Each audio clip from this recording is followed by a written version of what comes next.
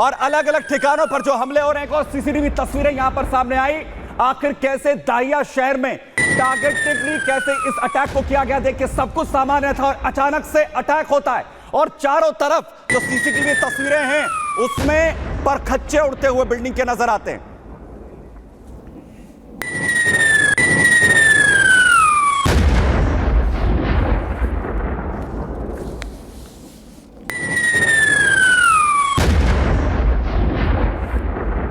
तो जहां एक तरफ अपने दुश्मनों को, जो 6 दुश्मन हैं उन्हें मिट्टी में मिलाने के लिए बड़े एक्शन किए जा रहे हैं, तो वहीं दूसरी तरफ जो पलटवार हो रहा है उन्हें भी आखिर कैसे इजराइल निस्तेनाबूद कर रहा है। बड़ी अपडेट आपको युद्ध क्षेत्र से दूं, जहां आयरन डोम पूरी तरह से एक्शन में।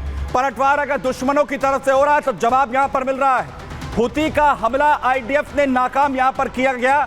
हुती की तरफ से जो अटैक किया था, ड्रोन अटैक, उसे आयरन डोम ने हवा में ही मार गिराया। फुल फ्रेम जरा तस्वीरें दिखाइए।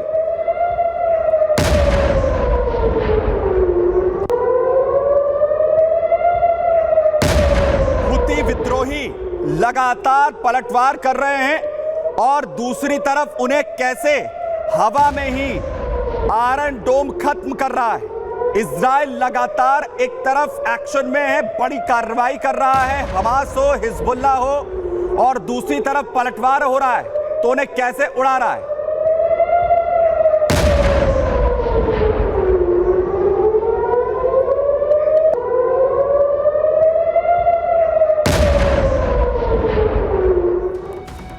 और वहीं दूसरी तरफ जो बड़े हमले हो रहे हैं, अब इराक की तरफ से भी बड़ा पलटवार किया गया, ड्रोन अटैक यहां पर किया गया है और उस ड्रोन अटैक को भी खत्म किया गया। इराक का ये इजराइल पर ड्रोन अटैक होता है और ड्रोन अटैक पर आखिर कैसे पलटवार होता है।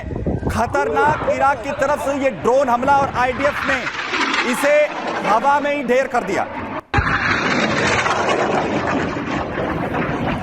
इजरायली नेवी ने दरअसल ये पूरा एक्शन लिया और देखिए कैसे हवा में ही ये ड्रोन खत्म हो जाता है। जो हमले की कोशिश इराक की ओर से हुई थी,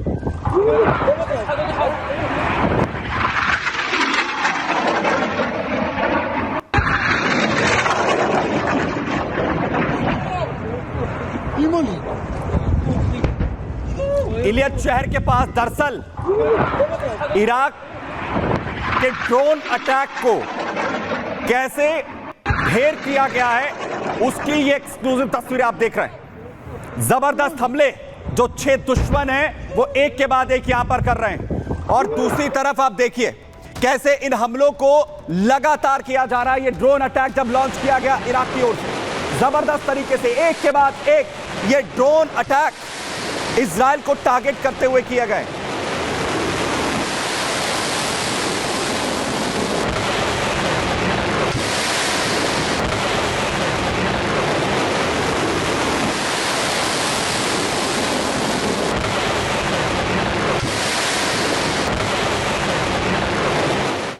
ड्रोन अटैक यहां पर इराक की ओर से हुआ तो पलटवार दूसरी तरफ आईडीएफ ने करते हुए खत्म कर दिया इस ड्रोन को। और वहीं दूसरी तरफ अब नई स्ट्रैटेजी अपनाई जा रही है इजराइल की तरफ से। हिजबुल्लाह के हथियारों का इस्तेमाल कर रही है आईडीएफ। आईडीएफ जो हथियार हिजबुल्लाह के लगातार जब्त किए गए हैं उन्हीं का इस्तेमाल हिजबुल्लाह के खिलाफ आईडीएफ की तरफ से किया जा रहा है। इजरायली सेना की तरफ से वीडियो जारी किया गया, देखिए ये वो हिजबुल्लाह के हथियार हैं जो जब्त किए गए।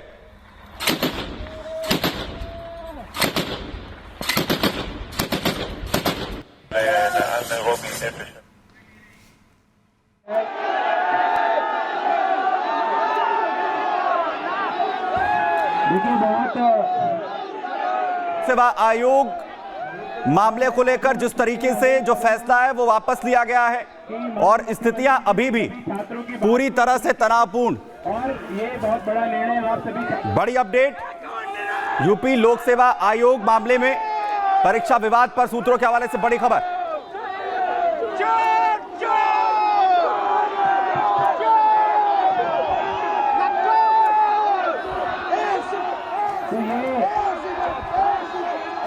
सुनते लो, कौन कह रहा है समझ में नहीं आ रहा। शांत रहिए, शांत रहिए।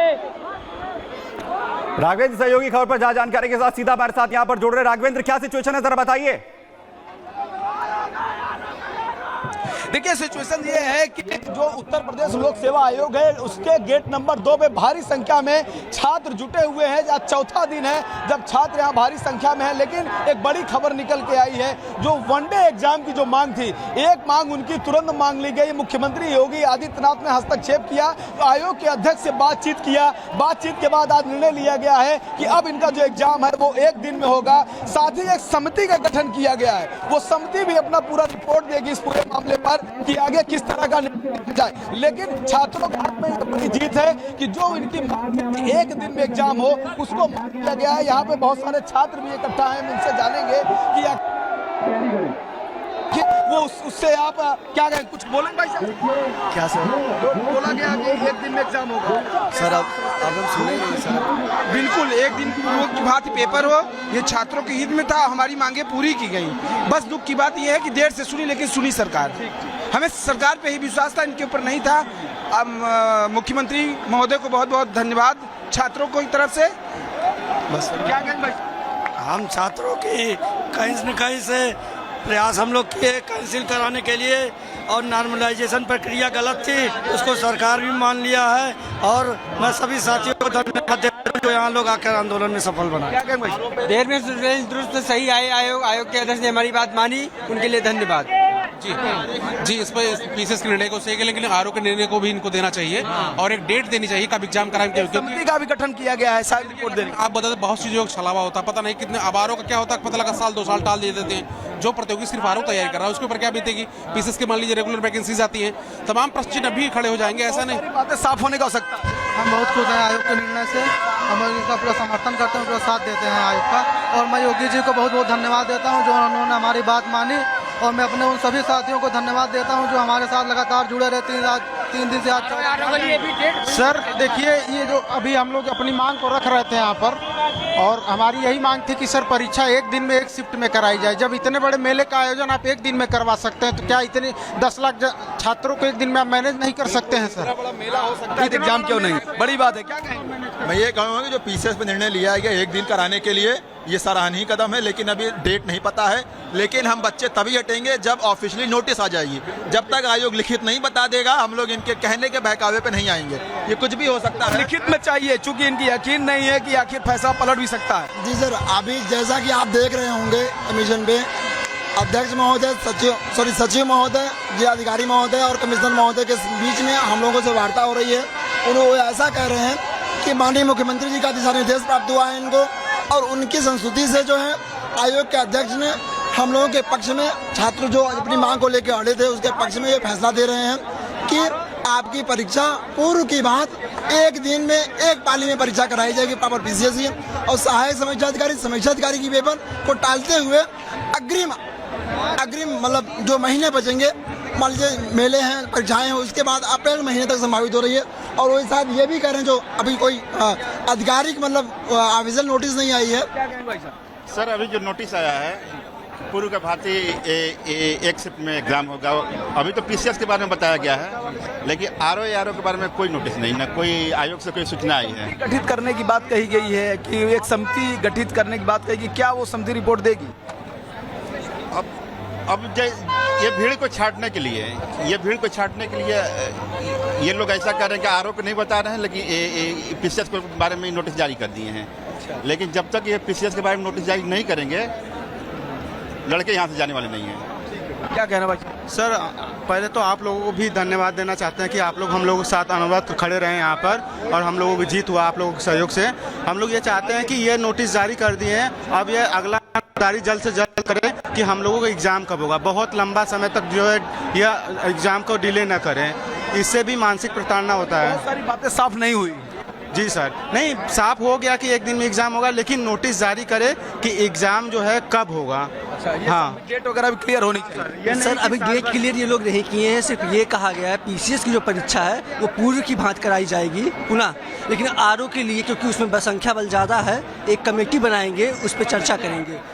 लेकिन अभी इसके लिए इन्होंने कोई नोटिस नहीं जारी। नॉर्मलाइजेशन पे कुछ फैसला हुआ है क्या? नहीं सर पीसीएस के लिए तो हो गया है, हम लोगों को आरओ का भी मांग था ना, तो आरओ का भी मांग पूरा करें, उसको क्यों टाल रहे हैं? वन डे एग्जाम होगा तो नॉर्मलाइजेशन अपने आप खत्म हो जाएगा। जी सर, वन डे जब एक दिन में पेपर होता है कोई, तो नॉर्मलाइजेशन का सिस्टम ही नहीं होता है। एक दिन से ज़्यादा या एक शिफ्ट से ज़्यादा पेपर होता है तभी नॉर्मलाइजेशन आगे वो लागू